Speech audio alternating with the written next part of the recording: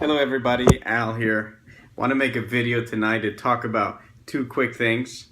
I want to talk about number one is keeping your eye on the ball, whether you're an agent or a seller or somebody switching careers.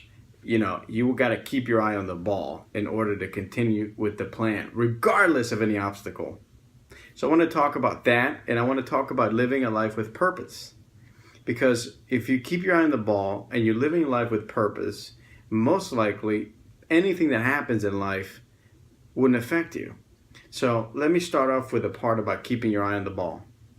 We all know that the process, for example, of selling a home requires a lot of attention and is a very lengthy process, sometimes 45, 90 days, or even up to 100 days to get the process completed. And during the transaction, a lot of people get overwhelmed. So what I find is that when I get with the clients and I sit down with them, I explain to them, during the process, stick with me. Stick with me. I will guide you through the process.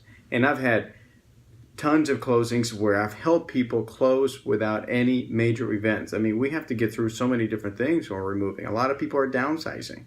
So by keeping your eye on the ball, you're able to keep focus on the things that matter most. Okay? So the little things don't matter when you keep your eye on the ball. So for whether you're an agent, and an agent has to be the calm voice of the transaction. And if you're the agent on any transaction, there's things that are going to get thrown at you. And you've got to be able to stay right here.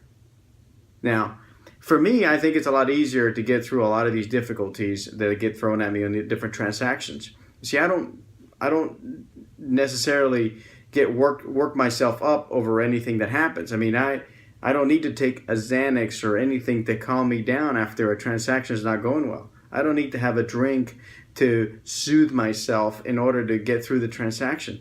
I don't need all that. I just get through the transaction regardless of what gets thrown at me.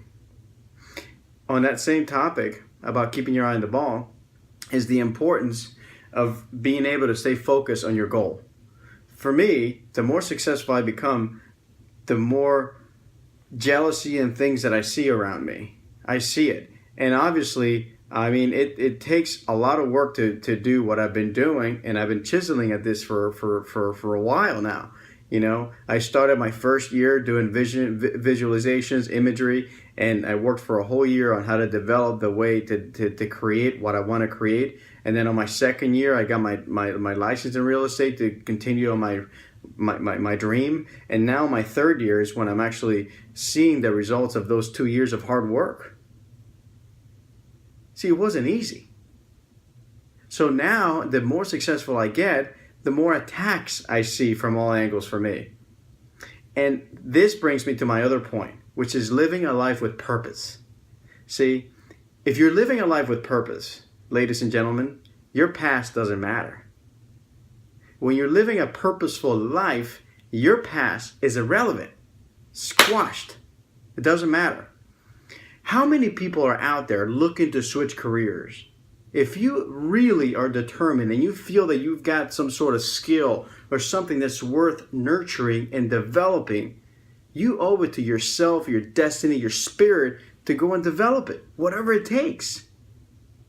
Now, I don't recommend anyone to wait till the end, until they can't have it anymore, until they're sick of their career, sick of their job, sick of what they chose the profession, to make a change.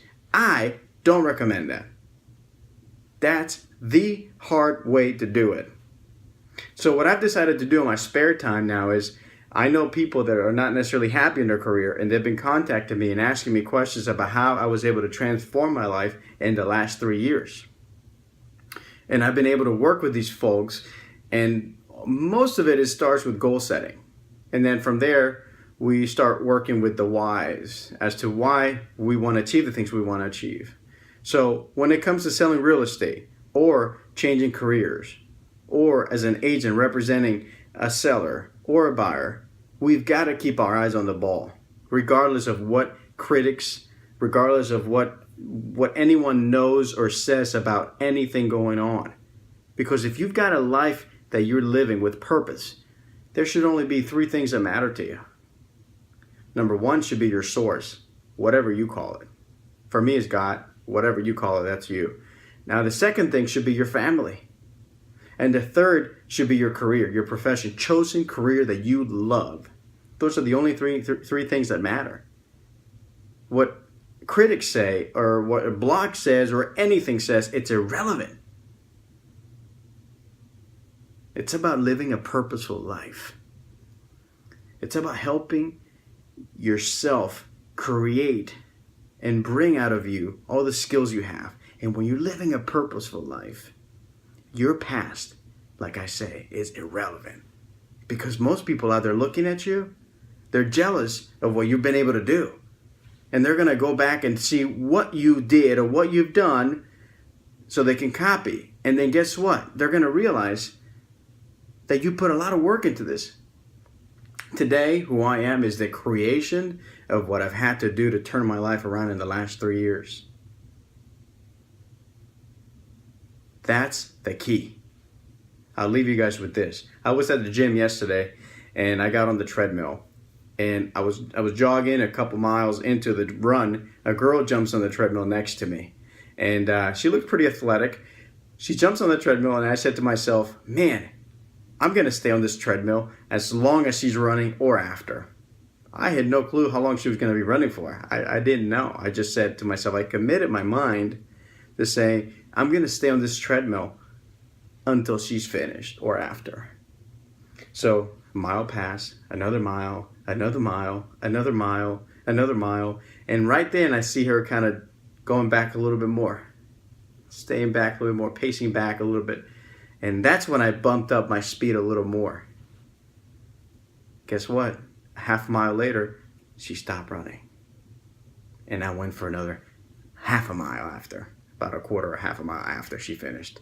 The point is, I committed myself, like I've committed myself to my skills, developing my skills, and helping people in this business and sales. That's how committed I am. And nothing will stop my commitment to the process of sales and how to do it right for people and how to actually genuinely want to help people do it with their sales. Guys, it's pretty simple. First thing you do is create a goal. First thing you do is commit. And there's a couple of other things that you got to do in order to continue to switch career or even build a better career where you're at.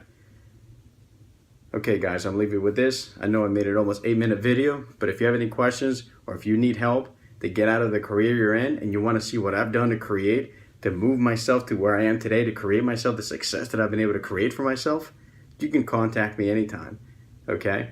Follow me on Facebook at Al Torrey or Realtor Al Torrey or Gmail, realtoraltorrey@gmail.com. You can call me, email me, or text me anytime and we can set up a 20-minute time that we can talk and maybe I can help you. I will get you out of that because I did it and mine was even harder than yours is probably.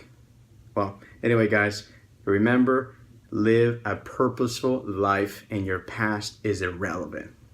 Good night, guys.